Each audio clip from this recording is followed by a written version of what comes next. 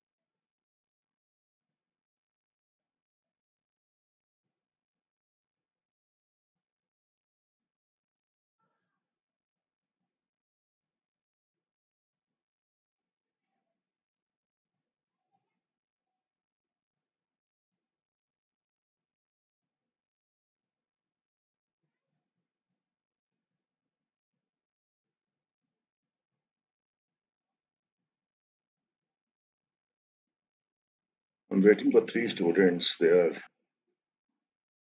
asking me what to do. Told them the link to be entered. So, Neeraj, if there's any technical problem during the class, either call me or send me a WhatsApp message. Oh my God, some other person has joined. Okay, Naren. Hi, Naren. How are you? Welcome.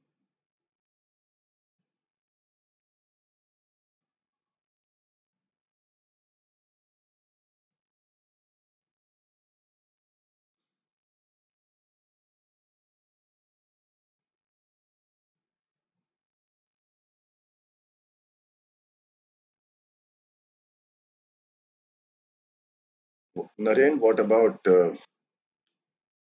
Netra and Ashrit? Netra. Okay, Nectar. Okay, Netra, welcome. Now I'm just waiting for Ashrit. So Netra and Naren, you can see me. You can see me and you can see the screen, right?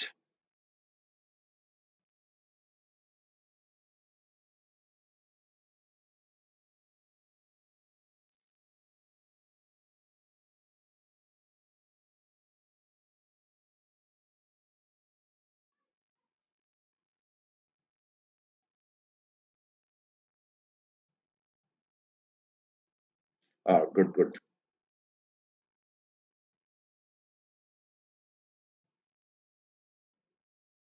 So I'm starting actually. I hope Ashrit joins. Netra and Naren, if Ashrit calls you, you please tell him to click this link. Okay. So I'm starting the class.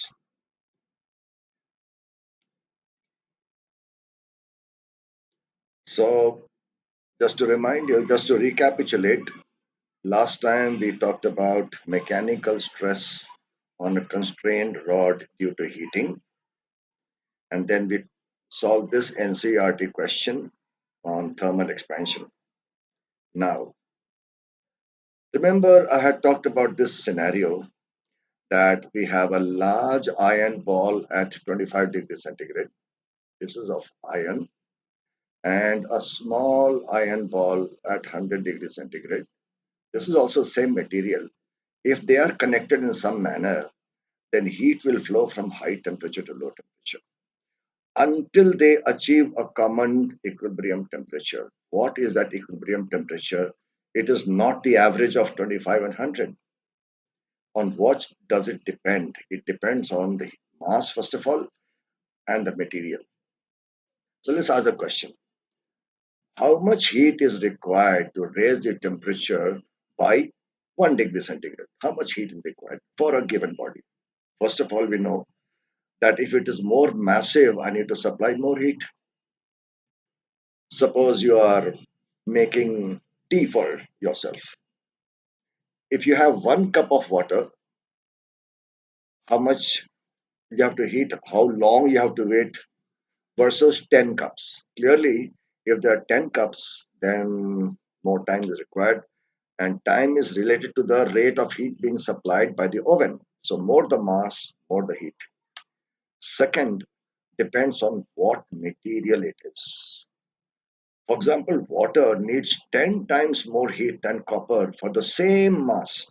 I take 1 kg water and I take 1 kg copper. To raise the temperature of both by 1 degrees, I need to supply 10 times more heat to water.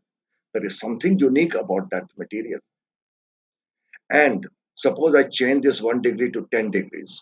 If we want a larger temperature increase, heat required will be more. So those are the observations.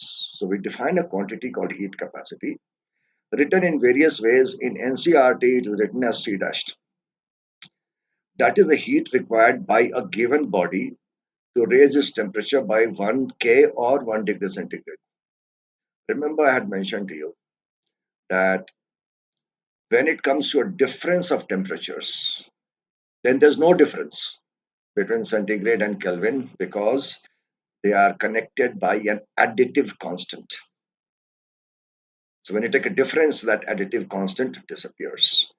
So that is called heat capacity. Then specific heat capacity written as small c is heat required by 1 kg. That is why it is called specific heat of a material to raise its temperature by 1 Kelvin. So therefore, heat capacity C dashed will be equal to the mass, that is number of kg, multiplied by the specific heat capacity, right? And then we can write this expression. The amount of heat required for a certain temperature rise is equal to the heat capacity, this is C dashed, MC is C dashed, multiplied by the change in temperature. Similarly, if you want to reduce the temperature, delta T becomes negative, then delta Q also goes negative. That means that is the amount of heat to be extracted from that body. Is this clear? So I'm going to visit the chat box from time to time just to check whether there are any messages that I have not seen. Okay, no, no messages. Just confirm everything is okay. You can hear me. There are no technical problems. Anybody? Just say yes or no.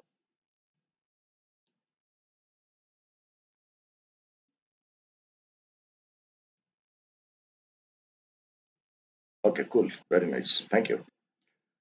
Let's continue. So delta Q is MC delta T. Now, let's see some scenarios. Now, I had mentioned to you that earlier the unit of heat was called calorie. And calorie was defined as the amount of heat required to be given to 1 gram of water to raise its temperature by 1 degree centigrade from 14.5 degrees to 15.5 degrees. There is nothing sacrosanct about 14.5 and 15.5. It was just chosen because 15 degrees was the average temperature in Europe where all those things were being done. So suppose 1 calorie of heat is given to exactly 1 gram of each substance. So I've got the substance material and I'm giving 1 calorie heat to every one of them, 1 calorie heat to 1 gram of each material, right? Same heat, same mass, but materials differ. Water requires 1 calorie, that is by definition of calorie. But look at lead. Look at lead. It requires 30, the rise in temperature would be 32 degrees. Only 1 calorie heat we gave, right? Only 1 calorie heat we gave, and only to 1 gram. There's no difference in mass. There's no difference in heat given. But look at the temperature rise of lead, 32. Then silver, copper, iron, aluminum, etc. Water is the lowest rise in temperature. What does it mean? Water has got the lowest rise in temperature for a given amount of heat. What does it mean? That it heats up slowly, whereas lead heats up fast. That means water has got a high heat capacity, lead has got a low heat capacity, right? So we said that delta Q is equal to MC delta T, where small c is the specific heat capacity and MC is heat capacity, right? So in this case, since delta Q is equal to 1 calorie, delta T is 1 upon C dash. That is the change in temperature is 1 upon C dash. For water, the change in temperature is the least, right? So therefore, the C dash is the largest for water. Let's ask the reverse question. Let's ask the reverse question. How much heat is required to raise the temperature of 1 gram of a given substance by 1 degree centigrade? Now we are saying that mass is the same, 1 gram, and delta T is the same. How much heat? The heat required in calorie for water is the largest, for lead it is the lowest. Correct? That shows that water has got a high heat capacity. And since specific heat capacity is just the heat capacity per kg, therefore water has got a very high specific heat capacity. Clear? Any doubt, just post on the chat box. I am not seeing the chat box as I'm talking, but I will take a break from this every 10 or 15 minutes to see the messages in the chat box. I have taught similarly to 200 students together while I was teaching at Vedanta. 200. So that was a method, right? Okay. So heat capacity. It is the heat a given body requires to raise its temperature by 1 degree. We call it C dash. So delta Q is equal to C dash delta T, where C dash is the heat capacity. So C dash is delta Q by delta T, right? What is the meaning of a high heat capacity? It implies that the body needs more heat. A high heat capacity, if this is high, right? What does it mean? For a given for a given delta T, if the heat capacity is high, then the amount of heat required to be given is also high, and vice versa. If the heat capacity is low, then you need to give low amount of heat to raise the temperature by the same amount. So water was an example with a high heat capacity. It heats up slowly. And a low heat capacity implies that the body needs less heat to heat up fast, like lead in our example. So heat capacity depends on the material and the mass, right? So if I take the same material, 5 kg iron and 2 kg iron, suppose, both are iron only, but the mass is different. The heat capacity of this 5 kg iron is so many joules per Kelvin. You can see here C dash is delta Q by delta T. So what are the units? Delta Q is heat, so that is joules, not calorie, joules. And delta T is K, Kelvin or centigrades. So heat capacity of this is 2415 joules per Kelvin, but the heat capacity of this is only 966. Why? Because the mass is less. So this 5 kg iron requires 2415 joules for 1 Kelvin or 1 degree centigrade rise in temperature, but this requires only 966 joules. You can see the ratio between 2415 and 966. 2415 versus 966 will be in the same ratio of the masses, right? Correct. So specific heat is heat capacity per kg. So for iron, it is 483 per kg. So if I take 483 joules per Kelvin per kg, if I multiply by 5, what do I get? 5 carry 1, 1 carry 4, 24, right? That's what it is. Clear? So let's just summarize here. Distinction between heat capacity and specific heat capacity. Heat capacity versus specific heat.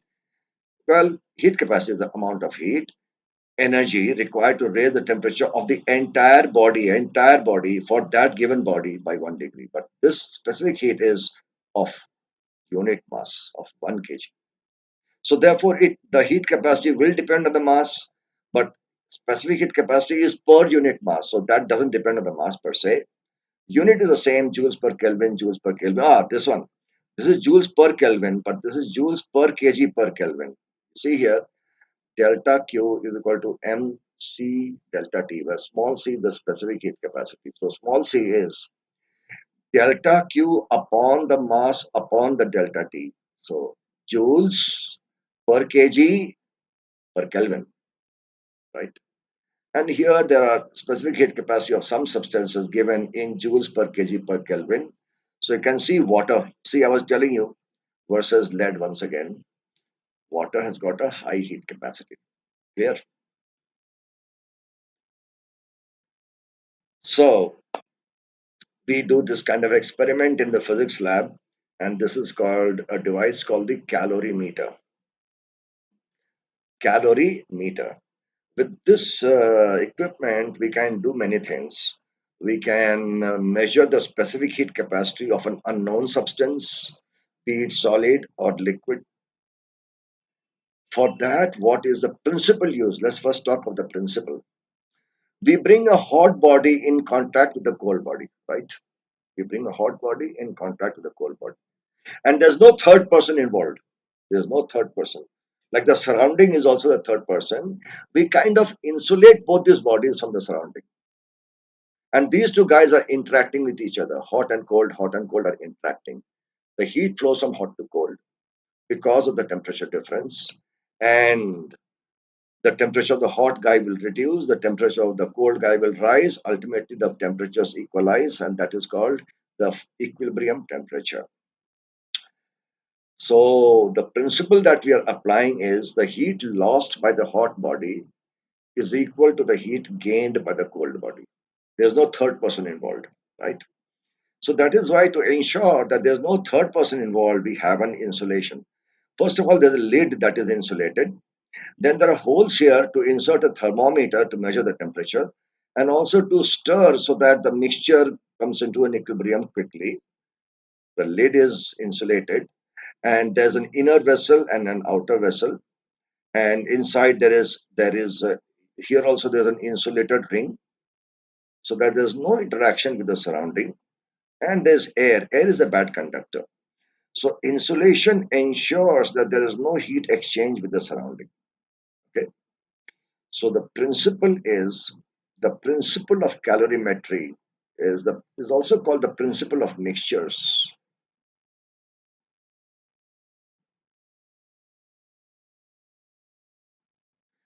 It is also called the principle of mixtures. And the principle is heat lost is equal to heat gained. If there are two bodies, then it is between those two bodies. But sometimes there may be three bodies. For example, in the calorimeter, the inner vessel, I keep some ice. I keep some ice, and then I pour some water, and then I pass steam through it. So steam, water, and ice will interact with each other, right? The state of the matter is not important. Solid, liquid, or gas is not important. What is important is what is the temperature. So whoever is the hottest guy, he will be losing the heat. Whoever the coldest guy, he'll be gaining the heat. So ultimately, whoever is losing, let's measure how much heat lost. And whoever is gaining, maybe one or two people, maybe more than one people. So measure the amount of heat gained by those guys, equate the two, right? Now, this is made of copper, the outer one. Very important. Why is it made of copper? Copper has got a low heat capacity. Therefore, it takes less heat from its contents to come to an equilibrium. This this vessel itself is involved in everything, right? Not the outer one, the inner one. This vessel itself is involved. So it has got a small heat capacity so that it takes less heat from its contents and come to thermal equilibrium. So suppose in the calorimeter I put ice and water. These are not the only two guys that are interacting. The copper calorimeter is also interacting, right? So we need to have this of copper so that it quickly comes to equilibrium. And also we'll talk of this issue of thermal conductivity. Not everything is a good conductor of heat. For example, you have a fire and you put a piece of wood over there, you're holding the wood, and the other end of the wood is in the fire. You don't feel the heat. The wood may start burning at the other end, but you don't feel the heat. The heat doesn't travel from one end to the other. It's a poor conductor of heat. Whereas if you did the same thing and inserted an iron rod, very quickly you'll feel the heat, right? And that is called thermal conductivity. A good conductor will have a high conductivity. Now, copper has got a very high thermal conductivity, so it allows to quickly acquire the temperature of its contents. The other thing is, as I mentioned, it is insulated very nicely so that there's no heat exchange with the surroundings like air and all that. And the inner and outer surfaces are polished. Now, we'll talk about this also in terms of how heat transfers. Why are they polished? Because heat can be lost or gained by radiation as well, and radiation does not require a medium. For example, we are getting the heat from the sun, right? Is there a medium in between that carries the heat? No, it is all vacuum. How is the heat coming to us? That's the radiation part. We don't require a medium for that. Then let's not talk about conductivity. If there's no medium involved, then let's not talk about conductivity. But that is also a method of heat gain or heat loss. So we polish it so that radiation effects are minimized, right? Okay. So as I mentioned to you, heat gained by hot body, heat lost by hot body is equal to heat gained by the cold body. That is called the principle of calorimetry. So let us find out, sorry, what will be the final temperature. Suppose I have m1 kg of one material whose specific heat capacity is C1, and I have m2 kg of another material whose specific heat capacity is C2. The temperature of this is T1 and this temperature of this is T2, and T1 is greater than T2. We bring them into contact so that they arrive at a common temperature T. So what is the heat lost by this guy? The heat lost by this is M, that is M1, C, that is C1, and delta T. Delta always means final minus initial. Remember, final minus initial. So I should write T minus T1. Final is T, initial is T1, right? But if I do this, then this will turn out to be negative. But I'm calling it heat loss. So delta Q is a change with a minus. When there is a negative change, it means loss. Since I'm already calling it loss, since I'm already calling it loss, I should have a positive number. Therefore, I will write it as T1 minus T. Is this clear? Any doubt? Let me see the chat box. Any doubts?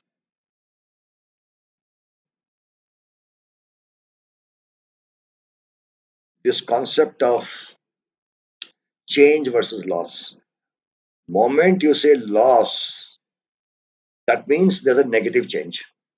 And since there are some other people who have also joined in, let me just mention this. Suppose I say that my weight is 70 kg. Pardon me, weight is not the right word. It is mass, but in common colloquial language, we call it weight. Okay, so I'm using that colloquial language. My weight is 70 kg. After 3 months, it becomes 68 kg. What will I tell my friends? Guys, I lost 2 kg, right? I lost 2 kg. I don't go and say that I lost minus 2 kg. Correct. And loss implies that the final value 68 is less than the initial value. So when you calculate the change in any quantity, it is always final minus initial. 68 minus 70. So the change in my weight is minus 2. The loss is plus 2. Cool. So that's what we do here for the heat lost by the hot body. What about the heat gained by the cold body? Well, heat gained is m c delta T. In this case, it is T minus T2 because T is more than T2. So we apply this, and now you have a single equation in T. You can solve for this T and get the final mixture, right? So suppose the C1, C2 were the same. Suppose C1 and C2 were the same. Then what would be the equilibrium temperature here, right? M1, C1 and C2 are the same. So let me call it C. M1C T1 minus T is equal to M2C T minus T2. C cancels, right? So M1 T1 minus M1 T is equal to M2 T minus M2 T2, right? So what is T then? Let's bring it this side. Let's take it that side. It is M1 T1 plus M2 T2 divided by M1 plus M2, right? If the C were the same, right? So let us do a small experiment. I told you this is one of the uses of a calorimeter. I want to measure the specific heat capacity of an unknown solid, So what I've drawn here is only the inner vessel out. I'm not drawing other details. And I have a thermometer. What I do is that I heat up that given solid by immersing in water or any other liquid, that doesn't matter. I heat it up, I supply heat to it so that this temperature we can measure. Let's call that temperature T2. And that is also the temperature of this guy. Then what do we do is this. We take the weight of the empty calorimeter, weigh the empty calorimeter, add some water and weigh again. That gives the mass of water, right? From here to here, there is no direct linkage. This was only to get this guy at a high temperature T2. Now, separately, we take the calorimeter, take the weight of it, then pour some water, take the weight again. The difference of the two will tell us the mass of water. And we measure the temperature of this water, T1, which is room temperature. Okay. And now we immerse. Now we immerse this unknown solid, which was the T2, into the water. We stir it and we measure the equilibrium temperature T. So, what are the calculations? See here. We have earlier taken the mass of the solid mkg, right? Mass of calorimeter was suppose m1. Mass of calorimeter plus water was m2. So, mass of water is m2 minus m1, right? M2 minus m1. The temperature of water was T1, that was the cold guy. The temperature of the heated solid was T2, that was the hot guy. And the final temperature of the mixture also we measure. So mass of water is obtained M2 minus M1. Rise in temperature of the water is how much? Water was at T1 and goes to T, so rise is T minus T1. What is the fall in temperature of the solid? It was at T2, now it is T, so it is T2 minus T1.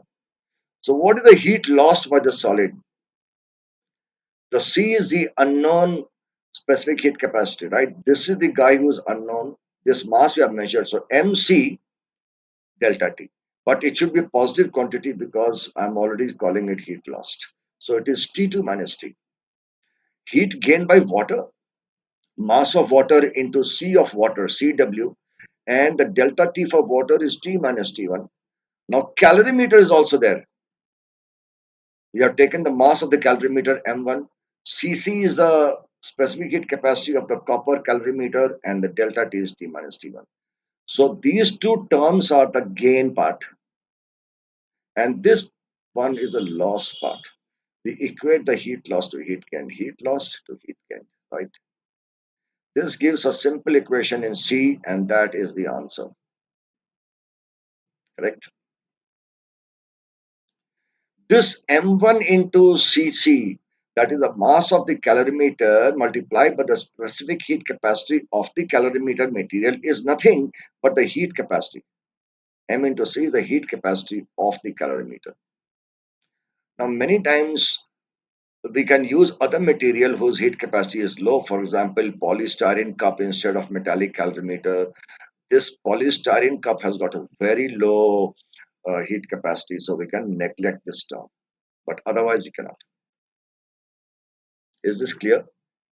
Any doubt? Let me go to the chat box and see.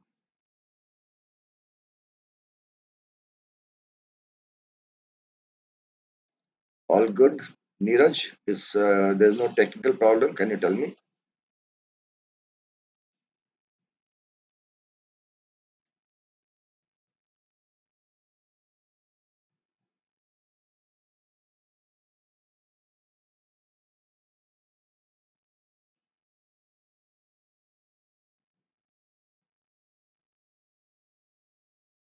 Okay.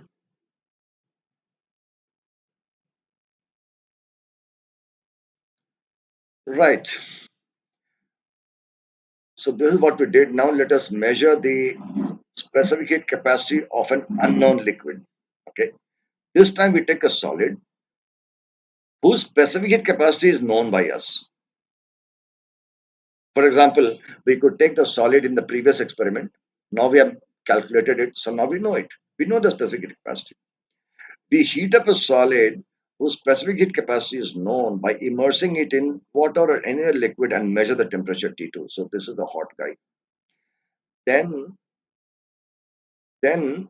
we again do the same thing, where the empty calorimeter at the given liquid, not water, at the given liquid, and weigh again. The difference will tell us the mass of the unknown liquid and measure the temperature. This temperature is T1, which is the low temperature. And then we mix it up. We mix it up and measure the final equilibrium temperature. Again, exactly same calculations. Exactly same calculations. Mass of solid we have taken earlier, mass of calorimeter plus liquid we have taken, then initial temperature of the liquid we have taken, initial temperature of the heated solid we have measured, and final temperature of the mixture we have measured. Let's see with the specific heat capacity of the solid which is known. Let CC be the specific heat capacity of the calorimeter that is also known. And let CL be the specific heat capacity of the liquid that is unknown. All right. Same calculations, heat loss is equal to heat gained. Right. So who is gaining? The liquid, which is cold, and the calorimeter. So let's talk of the gain part on the right hand side. Liquid mass is M2 minus M1. Specific heat capacity is CL, and its rise in temperature is T minus T1. Then the calorimeter, same thing. Now, as far the loss is concerned, the solid is losing, so MC and T2 minus T. Again, this is a simple equation in CL, and we have this answer, right?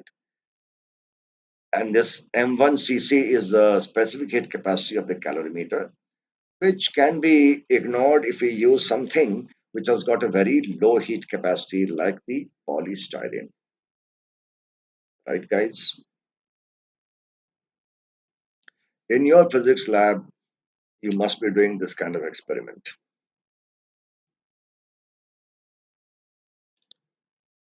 The other method to find specific heat capacity, etc., is without the use of calorimeter. We just use the electrical method, which can be used for solid or liquid. We use a electrical heater of known power P. Power. This power will be watts. The unit of power is watts. That is, suppose it's 100 watts. Suppose that it will be 100 joules per second. That heater is going to provide 100 joules per second. So we take a mass of the object whose specific heat capacity we want to know. We measure the time t for which the heater was on. We heat it up using the electrical heater, and this time we measure the time with our watch.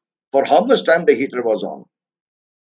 If you know the time for which the heater was on, then you know the amount of heat it supplied, 100 joules per second multiplied by number of seconds. So we know the delta Q. Therefore, delta Q is known.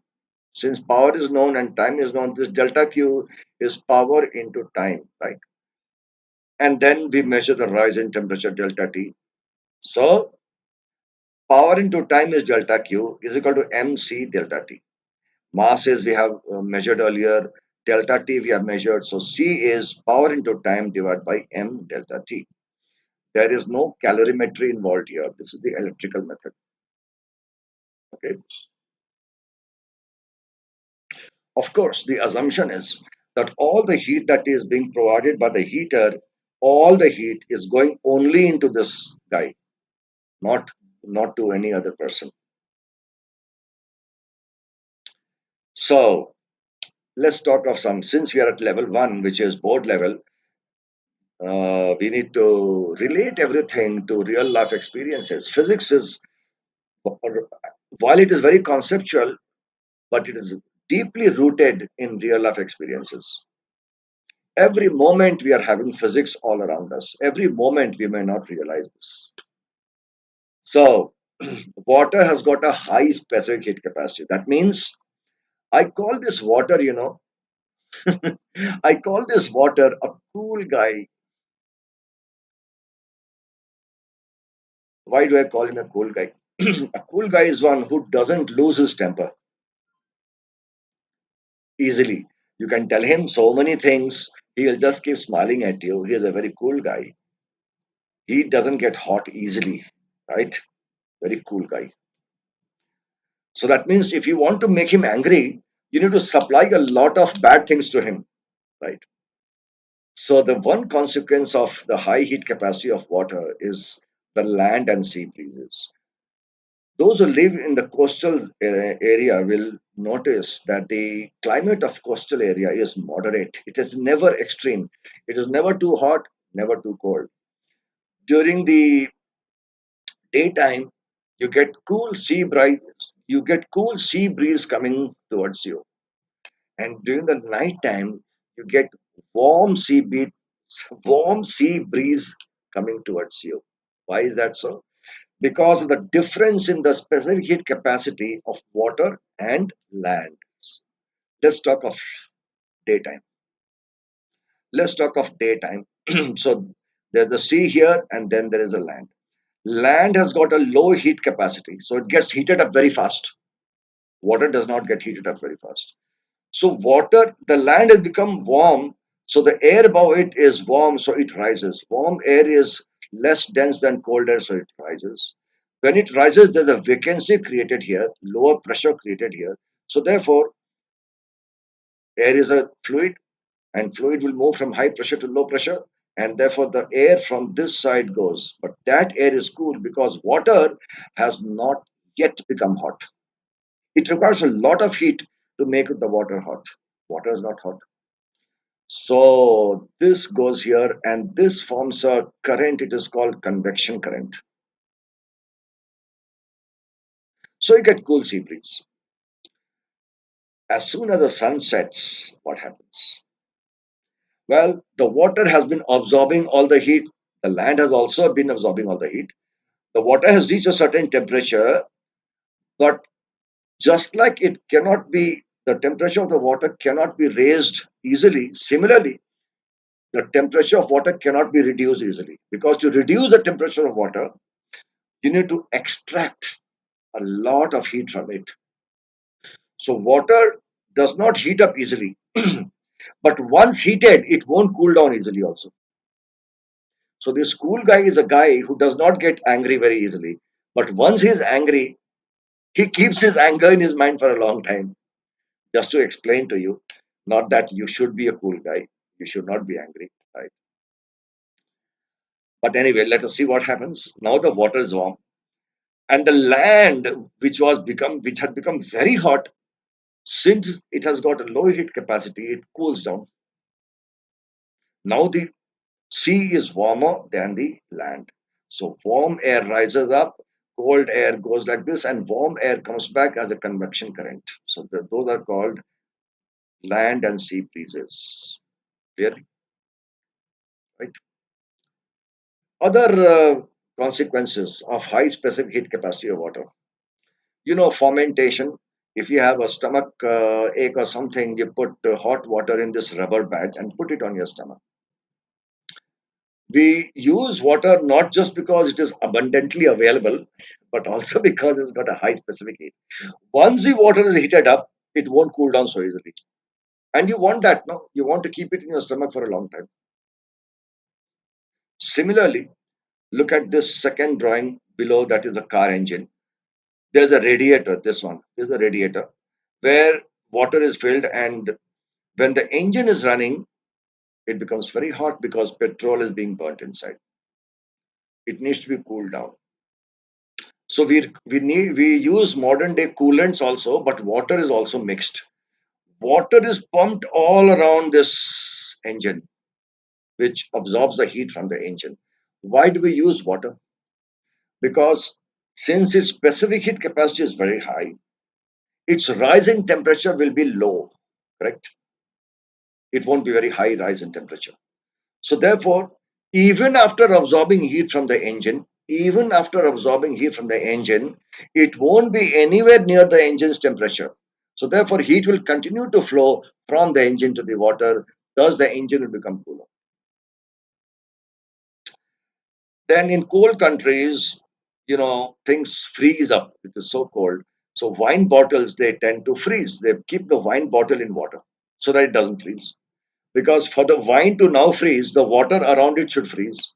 But to make the water freeze, we need to extract a lot of heat from it, which will take time. So therefore, it does not freeze. Then you see this picture of a field. It's full of water.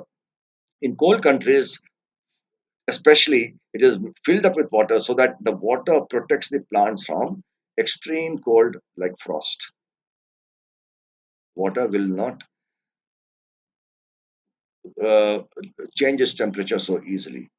And if you look at our own human body, our own body contains 70% water. Large water content helps us maintain our body temperature. Our temperature does not go up so easily nor go down so easily because of the water content. Correct. Now let's talk of heat capacity, other kind of examples. You have a cooking pan, right? It is made thick. This cooking pan is the base is made thick. Thick means more mass. More mass means more heat capacity, right? More heat capacity means you need to supply a lot of heat to raise its temperature. But once it has reached a temperature, then it won't lose its temperature so easily. So you can keep the food warm in that pan for a longer time, right? If you look at this electric iron, it has got a base that is thick for the same reason. But if you look at the calorimeter, this is the actual picture of a calorimeter, copper thing. The walls of a calorimeter are thin and made of copper. So that thin means lower mass and made of copper, so lower heat capacity. And we want a low heat capacity for calorimetry experiments. So somebody can ask you in the board level, why do we need a low heat capacity for the calorimeter?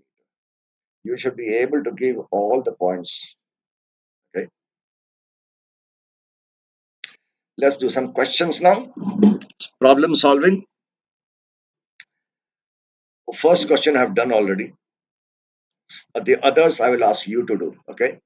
So we got 200 grams of water, which is at 80 degrees, added to 300 gram of water only. Both are water only.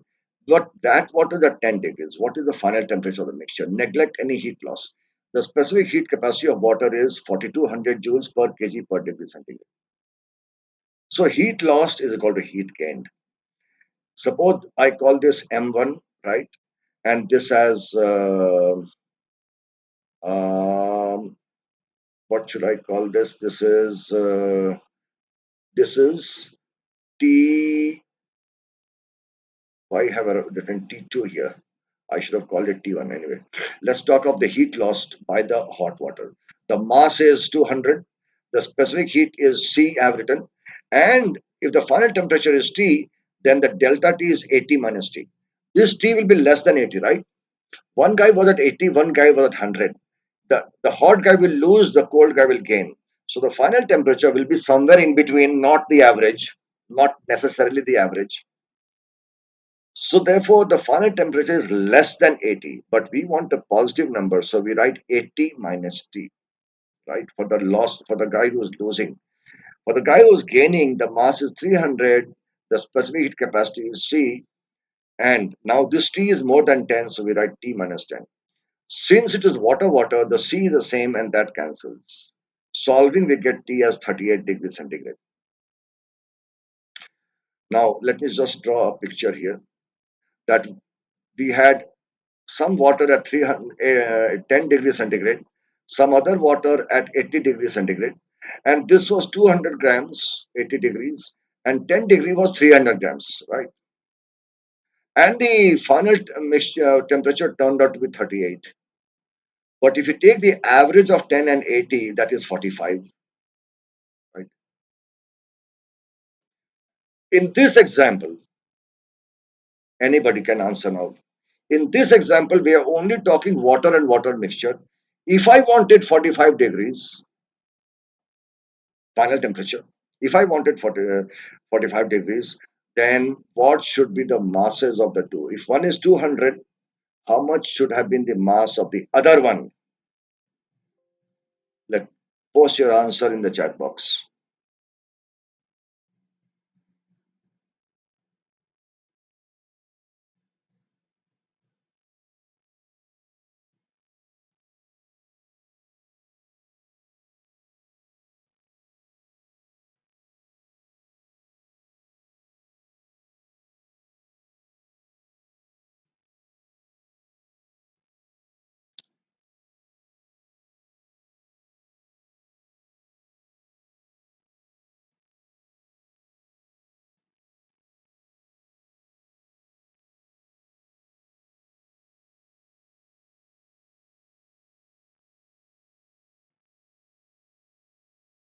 Post your answer in the chat box.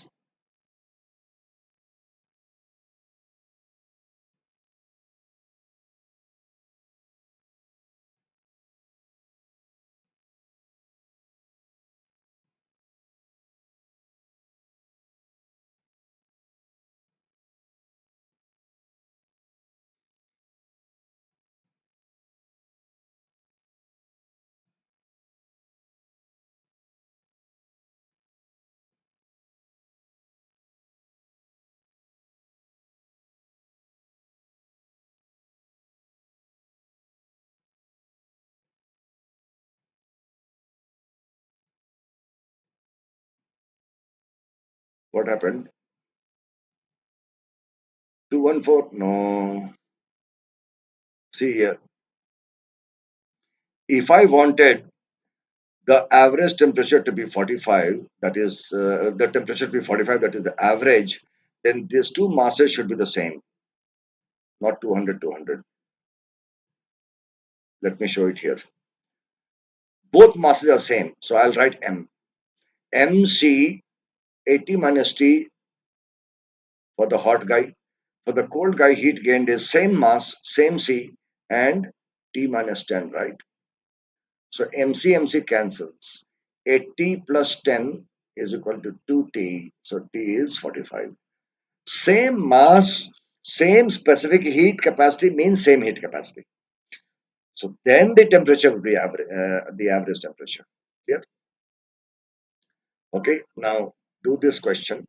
The second one, 200 grams of a metal at 83 degrees is immersed in 300 grams of water, two different materials at 30. The final temperature is only 33, only 3 degrees more. What is the specific heat capacity of the metal? We want to know the C of the metal. The C of water is given in SI units. Try this question and post your answer in the chat box.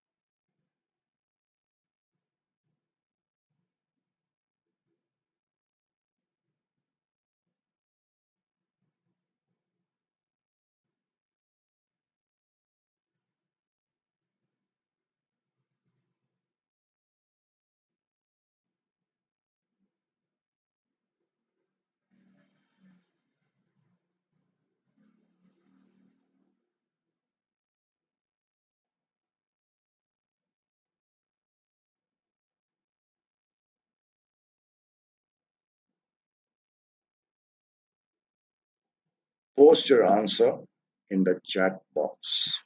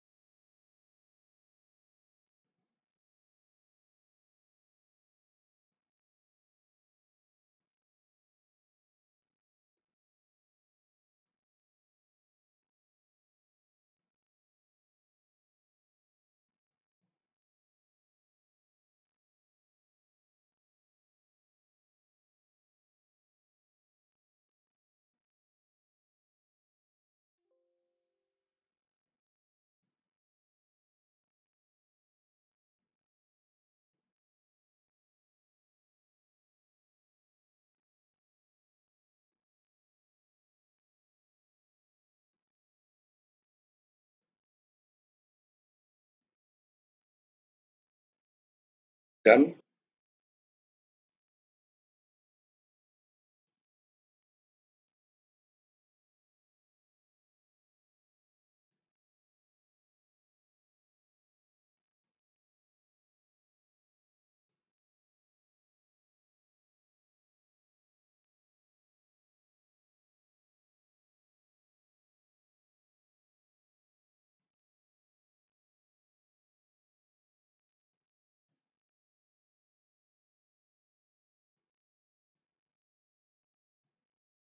378. I think that is correct. Well done, sir. I, good, good, good, good, good. 378 is correct. Yes, yes, yes. 378 is correct. So calorimetry is rather simple. Let's take this question. 500 gram of lemon squash at 30 degrees placed in a fridge, and the fridge removes heat at 30 joules per second. How long will it take to cool the lemon to 5 degrees? That means it is at 30 degrees and you want to cool it to 5 degrees. So how much heat has to be extracted? First of all, find that out. No. So delta Q is MC delta T. Delta the mass is 500 gram. Convert that to kg zero point 0.5. The C is 4200 once again, and the delta T is 25. Right. So we get the heat required. This is the heat required. The time taken is the heat required divided by the rate of supply of heat. So delta Q is the amount of heat required to be taken out, and 30 joules per second is the rate of taking the heat out. So if you divide the two, you get the time, and that turns out to be some 29 minutes and 10 seconds. So calorimetry should be a very, very simple thing for you guys. Okay. Another example of from NCRT: a sphere of aluminium of some mass placed for a sufficient time in a vessel containing boiling water. So the sphere goes to 100 degrees centigrade. It is then immediately transferred to zero point 0.4 kg copper calorimeter. So 0.14 kg is the mass of the calorimeter itself, and that contains 0.25 kg of water, and the whole thing is at 20 degrees. Now the temperature of the water rises and attains a steady state of 23 degrees. What is the specific heat capacity of aluminium? So aluminium is going to lose heat, and two guys are going to gain heat. One is water and the other is calorimeter. It is given to us that the specific capacity of water is, instead of 4200, is 4180, and that of copper is 386. So heat lost by aluminium is MC delta T. The mass is 0.047. We have to find the unknown C of aluminium, and the drop in temperature is 100 minus 2377.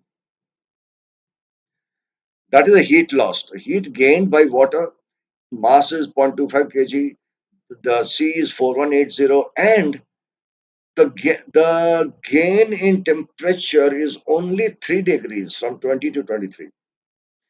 Heat gained by copper, mass, the C is 386 and 3. So heat lost by aluminium is heat gained by water plus heat gained by copper. Substitute the terms here and you have the C of aluminium, which is 911. So a little bit larger than copper, but still quite good for low heat capacity perspective.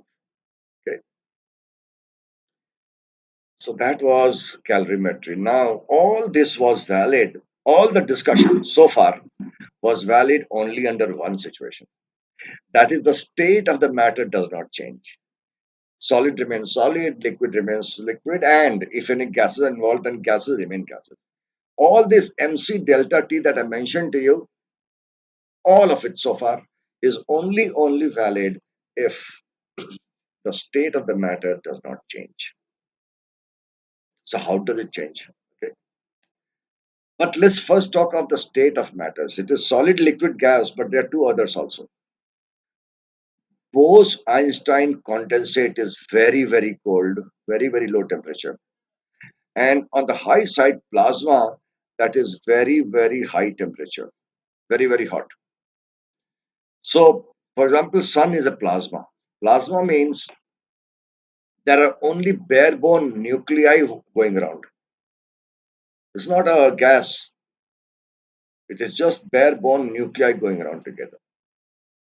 So in between, you have solid, liquid, and gas. Of course, at this level, we'll only talk of solid, liquid, and gas. The thing is this: as I mentioned to you, low temperature means low average KE, low thermal energy. So that means if you supply heat in this direction, if you supply heat to a Bose-Einstein condensate, it will turn to solid. If you continue to keep supplying heat, the solid will turn into liquid, then into gas, then into plasma. If you supply energy. Conversely, if you extract energy out of something, Plasma will convert to gas, gas will convert to liquid, liquid will convert to solid, and so on. Addition of energy leads to change in state. Example, the best example to take is water or H2O or other. Ice, water, and steam.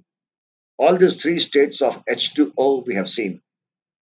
So how do you convert ice to water? Just heat it up. How do you convert ice water to steam? Just boil it up. Again, heat it up only. And how do you convert steam into water? Condense it. Condensation requires us to take out heat from the steam. Similarly, how do you convert water to ice? Take out heat from water so that it can freeze. But look at this picture. We have ice, water, and vapor together. Together. How is it possible? Water converts to steam at a certain high temperature, say 100 degrees, actually, not say, it is 100 degrees centigrade. And water converts to ice at 0 degrees centigrade. So, how can ice and steam be together at in equilibrium? So, ice, water, and steam can be in equilibrium as long as we change the atmospheric pressure around it, and we, of course, lower the temperature.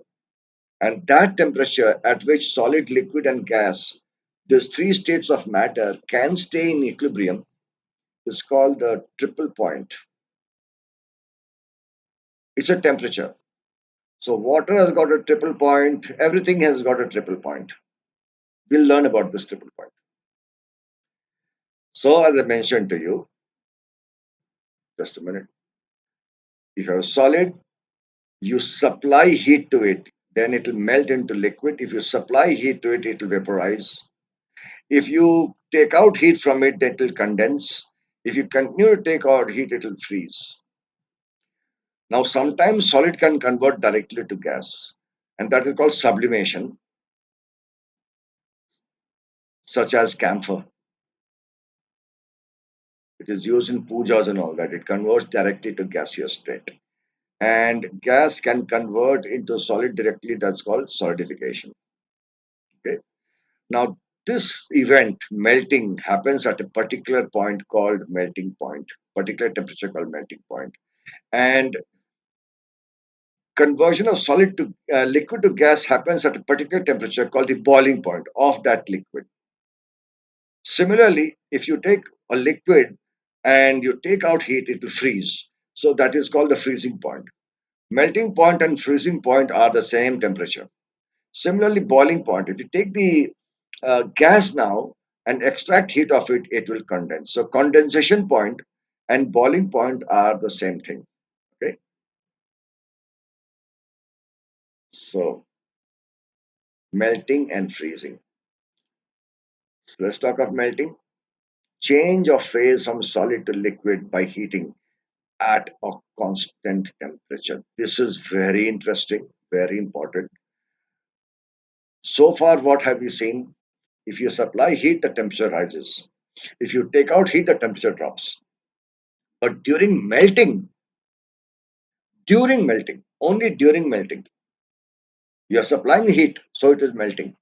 But the temperature remains constant, called the melting point. Why does the temperature remain constant? We are supplying heat, no? So why is the temperature not changing? Because the energy that we are now supplying is being used up to do something else. The kinetic energy of molecules is not changing, but the heat that we are supplying is being used to do something else. What is that something else? We'll talk about that. So, example again of ice and water. If ice is at 0 degrees, see, don't think that ice must be at 0 degrees. Ice can be at minus 20 degrees also, no? Centigrade. If ice is at zero, then it can, if you supply any more heat, it will convert into water. But that water also is only at 0 degrees. So temperature remains constant. And reverse is true while freezing. Temperature remains constant. Okay. Why does it remain constant? That is the thing. So for a pure substance, melting point and freezing points are identical. Okay. right? So we'll continue from here.